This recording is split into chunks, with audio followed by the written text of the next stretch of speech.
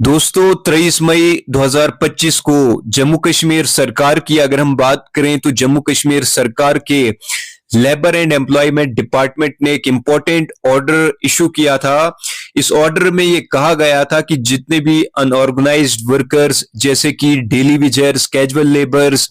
Need based workers, ASHA workers, anganwadi workers सरकारी departments में काम कर रहे हैं, उन्हें ईपीएफ और ईएसआईसी के दायरे में लाया जाए। जी हां दोस्तों, ये order labour and employment department के द्वारा जो है वो इशू किया था, जिसमें हर डिपार्टमेंट को ये कहा गया था कि आपको अपनी डिटेल जो है वो देनी होगी और इसमें जितने भी जो daily wagers, casual labours, need based, ASHA workers, anganwadi workers हैं, उन्हें ईपीएफ और ईएसआईसी के दायरे में लाने की बात की गई थी। सरकार ने हर डिपार्टमेंट को कहा था कि वो 21 दिन के अंदर अपने अपने डिपार्टमेंट की डिटेल भेजे, कितने वर्कर्स हैं,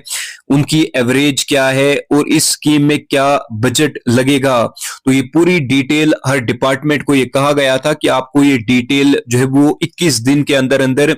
जो है वो सबमिट करनी होगी, ताकि इन तमाम daily wagers, casual labours, need based, anganwadi, ASHA workers को ईपीएफ और ईएसआईसी के दायरे में लाया जाए। तो अब जब 21 दिन जो है वो लगभग गुजर चुके हैं, अब हमारे डेली वेजर्स भाई यही वेट कर रहे हैं कि कब हमें ईपीएफ और ईएसआईसी के दायरे में लाया जाए। इसके लिए क्या कुछ होगा, जब डिपार्टमेंट की अगर हम बात करें, सरकार ने ये कहा था कि आपको 21 दिन के अंदर अंदर पूरी डिटेल जो है वो देनी होगी कि क्या कुछ इसमें बजट लगेगा, कितनी एवरेज क्या है। तो पूरी मतलब पूरा जो डेटा है जब हर डिपार्टमेंट इनको जो है वो सबमिट करेगा, देन क्या होगा, उसके बाद आपके लिए ईपीएफ और ईएसआईसी के जो है वो दायरे में आपको लाया जाएगा। तो अब ये क्या है, ये इसको लेकर अगर हम बात करें तो इसमें जो है वो एम्प्लॉय का 12% होता है और एम्प्लॉयर यानी गवर्नमेंट का जो है वो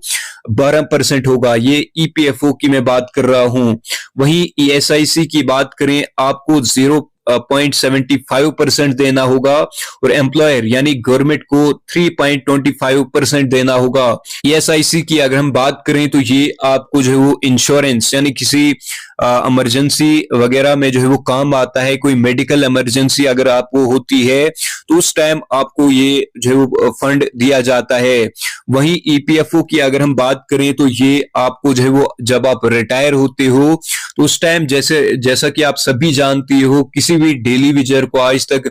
जम्मू कश्मीर में कोई फंड वगैरह नहीं दिया गया जब वो रिटायर होता था। तो इसी को देखते हुए सरकार ने ये कहा है कि अब जो है वो जैसे ही कोई डेली वेजर यहाँ पर जो है वो मतलब रिटायर होता है तो उसको भी कुछ फंड जो है वो सरकार के द्वारा दी जाएगी और कुछ उनकी पेमेंट में से भी जमा हो जाएगा। तो अब जब 21 दिन हो चुके हैं, हमारे डेली वेजर्स भाई यहाँ पर वेट कर रहे हैं, तो सरकार को चाहिए कि अब एक नया ऑर्डर जारी करे, उसमें ये बताया जाए कि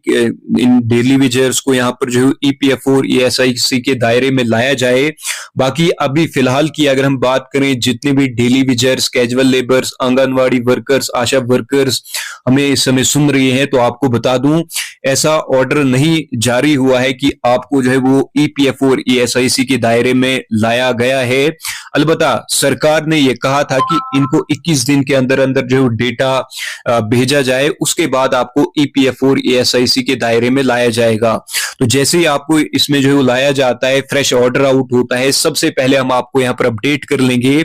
तो आप चैनल के साथ जुड़े रहे, चैनल को सब्सक्राइब करके रखें, जो भी अपडेट आती है सबसे पहले आप तक पहुंच जाएगी।